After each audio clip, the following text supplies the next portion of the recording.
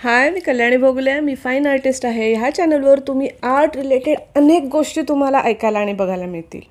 हाय नमस्कार, मी कल्याणी भोगले आणि आपण गेले 4-5 व्हिडिओ कलेच्या क्षेत्रात येणारे अडथळे आणि त्याच्यावर माझ्या पर्सनल स्टोरीज, मी माझे अनुभव आणि त्याच्यावर मी काढलेले सोल्युशन्स, हे असं आपण चर्चा करतोय.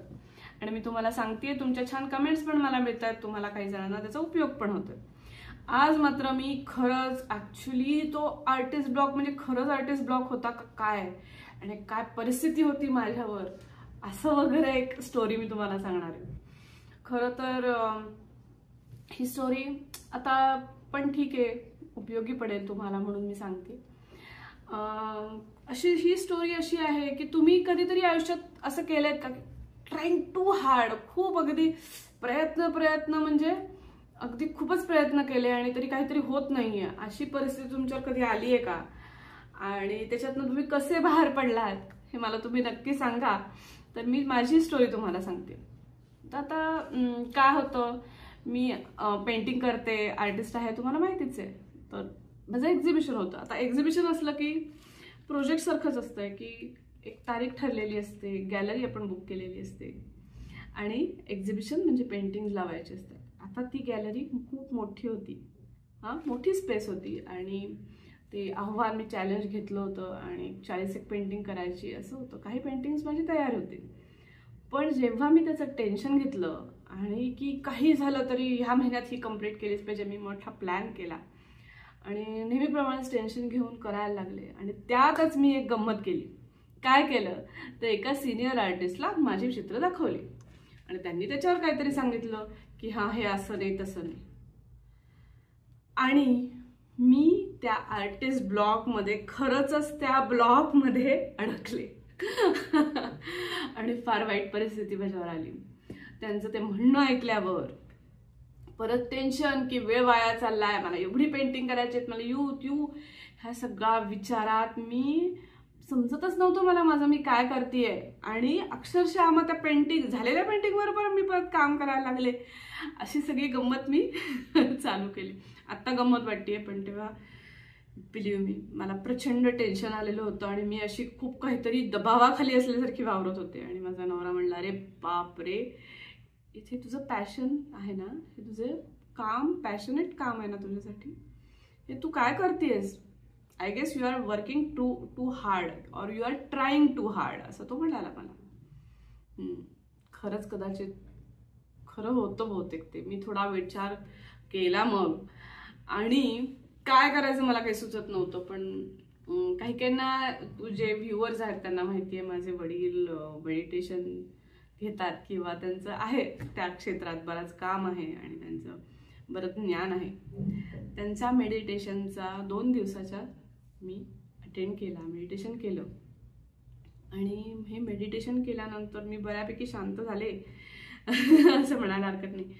आणि मी एकीकडे ओशो पण वाचतच होते. माझ्याकडे ओशोची बरीच पुस्तकं आहेत, मी व्हिडिओज वाचते. आणि त्याच्यात वाचता वाचता एक गोष्ट माझ्या डोक्यात फिट बसली की मी क्रिएटिव्हिटीवर ओशोचं पुस्तक वाचलं आणि त्याच्यात एक गोष्ट फिट बसली की पेंटिंग किंवा आर्ट हे काहीतरी करण्यासाठी नाही आहे, तर ते आपोआप झालं पाहिजे. किंवा आर्ट हे झोकून देऊन काम करणं. आर्ट, कुठलीही गोष्ट, कुठलीही कला ही झोकून देऊन तुम्ही काम केलं तर ती कला आहे, किंवा तर ती कला खरं तयार होते किंवा निर्माण होते. हे माझ्या डोक्यात एक फिट बसलं आणि माझ्या लक्षात आलं की मी करतीये सगळं, पण मी झोकून दिलं नाहीये, किंवा मी मोर प्रिसाइजली मी सरेंडर केलं नाहीये. सरेंडर करून देणं, झोकून देणं त्याच्यात पूर्ण, आणि एखाद्या आपल्या कलेवरच श्रद्धा ठेवून किंवा एखाद्या गोष्टीवर श्रद्धा ठेवून त्याच्यात सोपवून देणं, त्या गोष्टीला आपण सोपवून देणं, सरेंडर करणं आणि मग ते काम करणं. आणि मी तसंच केलं. त्याच्या नवरात्र आली होती आणि मी हा प्रयोग करायचा ठरवला. मी श्रद्धेने, किंवा माझी खूप अशी काही, मी खूप देवाधर्माचं करणारी वगैरे नाही आहे, पण तरीसुद्धा जी एनर्जी आहे, जी आपल्यात एनर्जी आहे, जी आपल्या सगळ्यांमध्ये एक एनर्जी आहे, त्याला मी मात्र मानते. कारण ती एनर्जी आपल्यातही आहे, बाहेरही आहे. आणि त्या एनर्जीच्या साक्षीने 9 दिवस मी असं ठरवलं की 9 दिवस 9 पेंटिंग करायची आणि काहीही विचार करायचा नाही. फक्त त्या एनर्जीवर किंवा ती जी दैवी शक्ती किंवा ती प्रकृती आहे, ती नवरात्रीत जी एनर्जी आपल्याला मिळणार आहे त्याच्यावर सोडून द्यायचं. तर अक्षरशः एखादी जादू व्हावी तसं मी 9 पेंटिंग केली आणि त्यात मी एक दिवस दिल्लीला पण जाऊन आले. माझं एक्झिबिशन होतं, ग्रुप शो होता. 9 पेंटिंग केली मी आणि इट वॉज भारी पेंटिंग, म्हणजे खूप छान पेंटिंग झाली माझी. ती एकदम काय म्हणतात चमकणारी अशी. तर ही पेंटिंग तुम्हाला दाखवतेच आहे मी एकीकडे. तर ही पेंटिंग, आणि मी काही विचार केला नाही कशी होतील, काय होतील, कशासाठी, काय काही नाही. आणि मोठ्या आकाराची पेंटिंग आहेत बरं ही. 2 बाय 3 फूट अशी मोठ्या आकाराची पेंटिंग आहे ती. त्यात मी 2 छोटी आकारातली आणि 7 मोठ्या आकारातली पेंटिंग कंप्लीट केली 9 दिवसात अक्षरशः. आणि ते पूर्ण केलं. तर ही माझी अशी गोष्ट आहे. तुम्हाला कशी वाटली? तर ह्याच्यातनं झोकून देणं, सरेंडर, लेट गो करणं आणि शांत राहून काम करणं, या सगळ्या गोष्टी आपण शिकलोच आहे. पण त्यात महत्त्वाची गोष्ट मला असं जाणवलं बरं का, ह्याच्यात मला हे लक्षात आलं की फिलॉसॉफी आणि मेडिटेशन याचा मला खूप उपयोग झाला. माझा हा आर्टिस्ट ब्लॉक रिमूव्ह करण्यासाठी. काहीतरी ब्लॉक होता ना, नक्कीच काहीतरी मला प्रेशर आलं होतं, मी काहीतरी करत होते. आणि अजून एक गोष्ट की मी व्हॅलिडेशन हा पण एक पॉईंट आहे ह्याच्यात.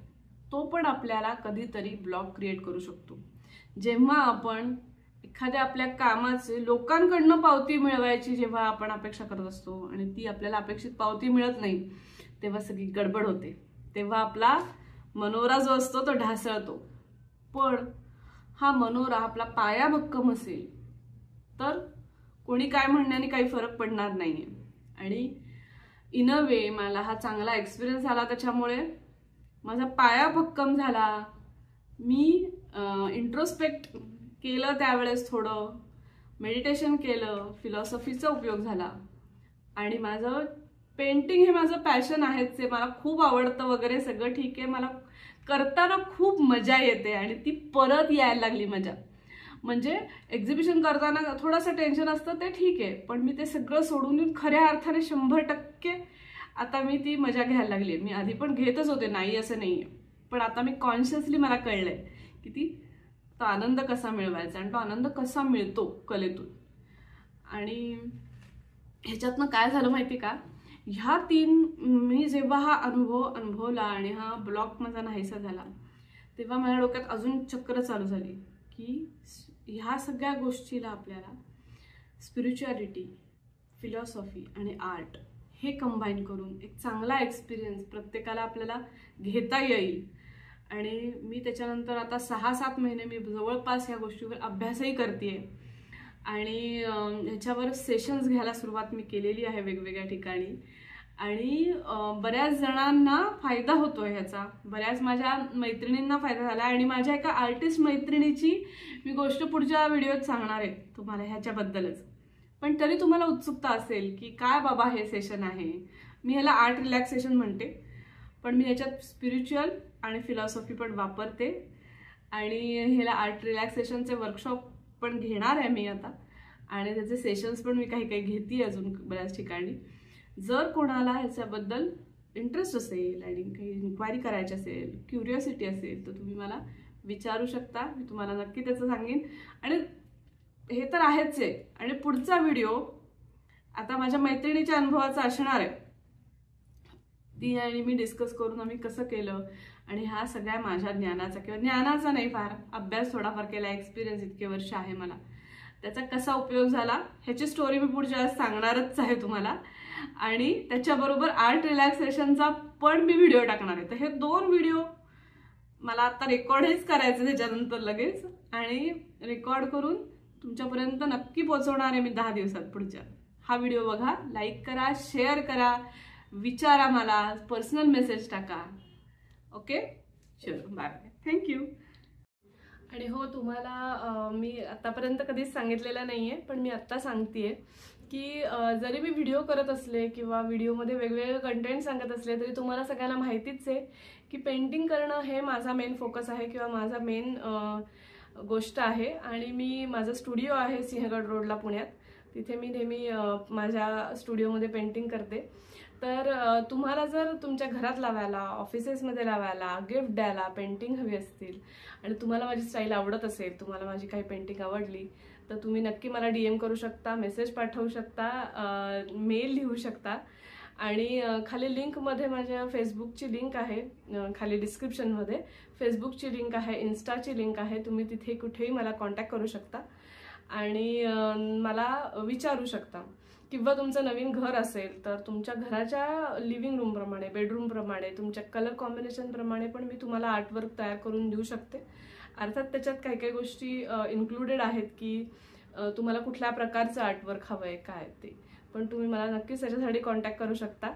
आणि अजून एक गोष्ट सांगायची म्हणजे जर पण तुम्ही स्वतः पेंटिंग करत असाल आणि तुम्ही नव्याने सुरू केलं असेल तर तुम्ही काही काही छोटे छोटे पेंटिंग करून बघितले असतील आणि तुम्हाला वॉटर कलरमध्ये इंटरेस्ट असेल तर मी वॉटर कलरमध्ये ऑनलाईन कोर्स तयार केलेला आहे की ज्याच्यात तुम्हाला कोणाकडे जायची गरज नाही. अगदी स्टेप बाय स्टेप 10 व्हिडिओ केलेले आहेत आणि त्या 10 व्हिडिओमध्ये डिटेलमध्ये तुम्हाला basic water colour painting technique, water कलरसाठी टेक्निक जास्त गरजेचं आहे, ते आलं की मग आपण छान फ्रीली करू शकतो. तर ते टेक्निक शिकलेलं आहे त्या 10 व्हिडिओमध्ये. तर त्या बघून तुम्ही करू शकता. ते अतिशय कमी किमतीत म्हणजे फक्त 1500 रुपयात अवेलेबल आहे आणि तुम्ही त्याच्यासाठी मला मेसेज करू शकता आणि मी तुम्हाला व्हॉट्सॲपवर त्या लिंक्स पाठवीन किंवा यूट्यूबच्या पण लिंक्स देऊन तुम्हाला तुम्ही डाउनलोड करून घेऊ शकता. तर त्याच्यासाठी तुम्ही मला सांगा जर तुम्हाला हवं असेल तर. ओके, आणि तुम्हाला व्हिडिओ आवडत असेल तर नक्की शेअर करा, लाईक करा, सबस्क्राईब करा, हे तुम्हाला मी सांगितलेलंच आहे.